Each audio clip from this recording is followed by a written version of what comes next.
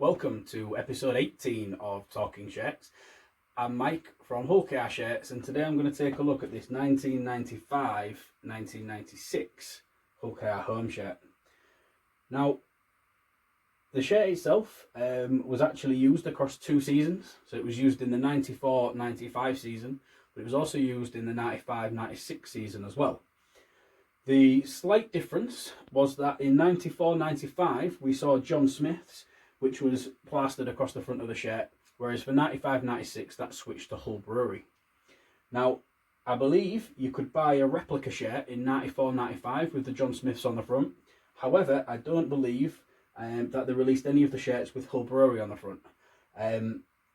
This shirt that I've got here will have likely have been worn in 94-95, but I'm classing it as a 95-96 shirt due to the fact that it's got the Hull Brewery sponsor on the front there. Back in the mid-90s, it was highly unlikely that they would have had 2 separate shirts for both of those seasons.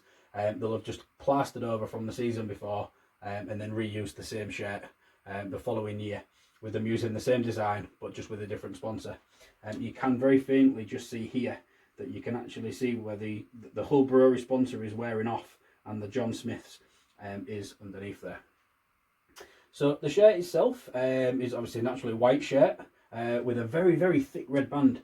You know, you think back to some shirts that have a sort of a smaller band. For me, I think I really like the thick band. I think it gives off a really strong message, whereas in some of the shirts that we've seen with a thinner band, don't get me wrong, I don't dislike them, but I just think the thicker the red band, the better. Just gives off that better, stronger look and appeal for me. It's got a collar. I love shirts with a collar. It's not something that you see too much nowadays, but these shirts in the 90s, we had quite a few of them that actually had the collar on. And then obviously it comes down into a placket as well. This one's actually opened up because both of the buttons have come off this one, likely due to game wear and sort of being pulled around a little bit. There's some reinforced stitching at the bottom of the placket here, so it's a little rectangle, maybe 1 inch by maybe 1.7 inches, 2 inches, something like that. And that kind of reinforces the neck stitching there, so that yes, the placket may rip, but it'll then limit how far down into the shirt it will rip from there. So this shirt is signed. Some of the autographs on here are absolutely brilliant. You know, we've got Des Harrison, Stanley Jean, Paul Fletcher, Wayne Parker. So, you know, there's some really, really strong names on there in terms of value to Hull KR, in the way that obviously, you know, those guys that performed for us during this period. There's quite a bit of detailing on the sleeve, which if I just spin it around here for you, we have Quantum Sports. So those are the guys that manufactured this shirt. Their information is down the sleeve, repeated over and over and over.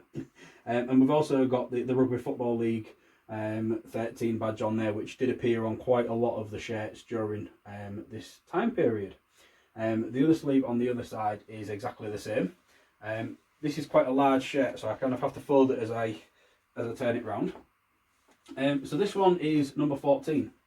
So in the 90s, and obviously before, probably up into the mid-2000s, a squad number would appear on a shirt, and then whoever wore that or played that position would likely to have worn that shirt for that game.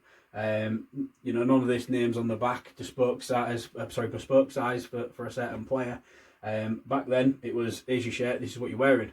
So this one was number 14, so that will have likely have been the first interchange in the game. Back at this period in time, you was only 2 subs, so you know, 14 and 15 was probably as high as it went. There will have probably been a couple of spares a little bit higher up for emergencies. The number 14 shirt in 95-96, from my research, tells me that this was likely to have been worn the most by Gary Brown or Neil Wardrobe. So those are the 2 players that are likely to have worn this most. It's very difficult to pinpoint it to an exact player or an exact game.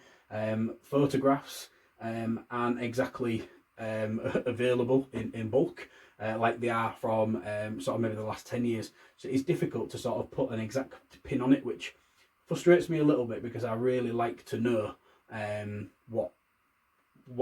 a shirt was worn. However, I understand that it's just one of those things, and I'll just keep searching, and hopefully one day I'll find out a little bit more. You can see the crack into the number there. Obviously well worn. There's a lovely bit of bobbling going onto the shirt as well.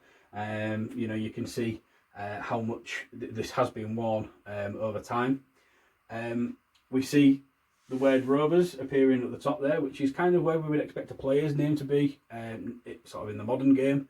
I love the fact that it's got Rovers on the back of there, because for me, you're wearing a Hull KR shirt, it shouldn't necessarily be about the player wearing the shirt, it should be about the club that you're representing. So for me, I would love to see something like that appear on the back of a modern shirt. I just think I love a training jacket that has Hull Kingston Rovers on the back, or Hull KR, or even just Rovers. You know, something which just sort of signifies the club. I have got quite a few in my collection from multiple years where it does have that detailing on the back, and I just think it's a really, really nice added touch there. Spin this back round to the front. Just going to give a little bit of a shout out to Adam Everett. He was the person that got this shirt to me. It's something that he'd had for a while, that he wasn't quite, I don't think he really knew that he had it. But no, Adam, I just appreciate you passing it on to me. Obviously it's coming to good hands. You know, I've got a lot of shirts, I will look after it for a very, very long time. It was a gap that was in my collection, and I don't know too many other people with one of these. So if anybody does have one, you know, please reach out and let me know. I enjoy showing off my collection, but what I love even more is seeing what everybody else has got, and having the sort of a discussion and a talk about it. So if anybody does have one, please let me know. But no, Evo, thank you very much. You know, I'm pleased that you let me pay you in beer tokens rather than real money, because we know that's where it'll be going. But again, mate, thank you very much. Really appreciate it. That's everything for episode 18. Come back in a couple of weeks' time, and I'm back with a different shirt for episode 19. Thanks for watching. Bye-bye.